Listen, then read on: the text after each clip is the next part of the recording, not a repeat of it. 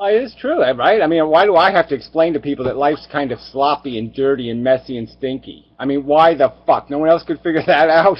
Oh, this is a little bit messy. Maybe we should figure out whether it's worth doing because it's kind of messy.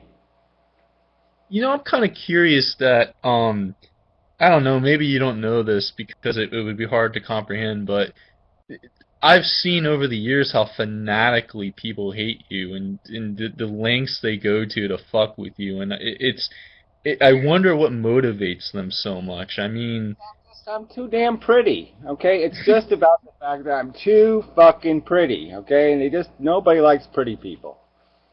because I'm thinking if these sorts of people are such life lovers, why are they going to these lengths? You know what I mean? They should be out like in the sunshine or something, seeing how beautiful life is.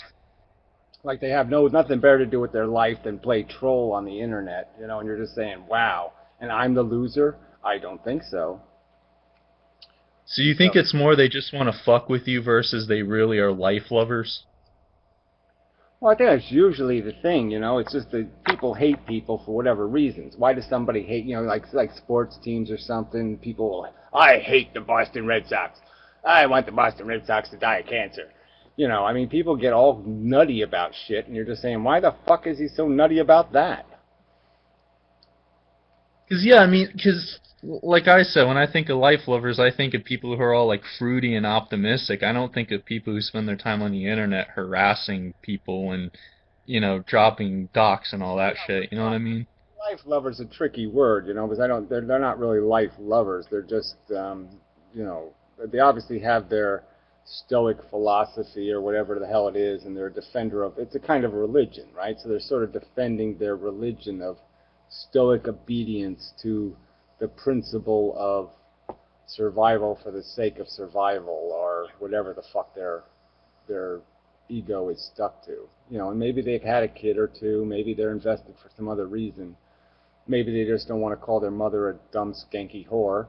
But whatever it is, there's some reason why they just can't get the idea that, oh, yeah, well, maybe life is kind of a dumb thing to be having.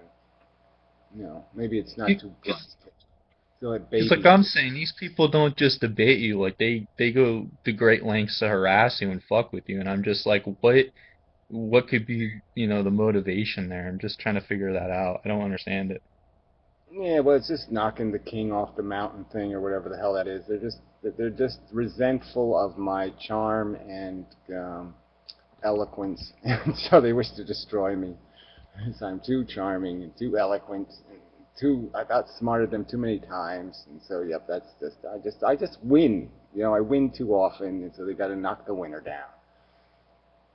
So you think it's just yeah, they just get so invested in the argument that it becomes an ego thing, I guess. Yeah, I think that's all it is, frankly. Everything's an ego thing. Everything. Yeah. Yeah, they hate my freedom. Yeah, that's it. They hate my freedom. Uh, Did you ever make a video like similar to your consciousness video where you do something about the ego, like draw out like a map of the ego?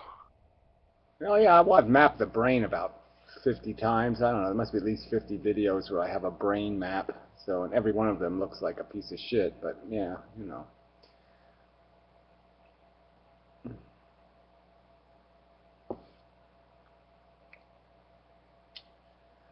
Like, do you think if you broke down what an ego is, it would just be like these really like simple things like I want people to like me. Like, say you could take like one thing that people do, like their desire to like socialize. Do you think you could break that down into like just some really simple like thing, like Well, desire?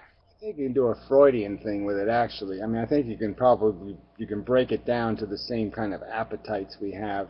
The other visceral appetites, like you're hungry for food and you're hungry for, let's say, sex, and the ego is the story that goes with it. So the ego writes the story of how you get your food and sex, or what I mean, your status. But I mean, it is like I mean, it's probably worth me doing doing a video on, but just because I haven't really dissected the ego itself. I've just called it the ego and put it there and said that's what it's sort of this gooey, messy little organ that's sitting there. So I mean, it probably would be worth trying to break it down. But I mean, you can understand a biological reason for it, right? I mean, you know, you can see it in every mammal. You can see ego, especially in the males. You know, you can see it's strong, how powerful a force it is. This whole alpha, you know, playing the alpha game and, you know, putting your horns down and running into the other fucker, and you know.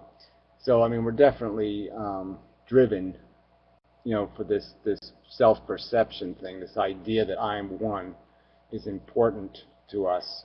That I'm succeeding. You know, I've earned it. And that idea of defeat, and the fact that the defeat humbles you and makes you into a simpering, whimpering pussy shit. And so this whole, you know, you can see it like with wolves especially. I mean, you see that, you know, the dramatic difference in personality, you know, between the alpha and the betas.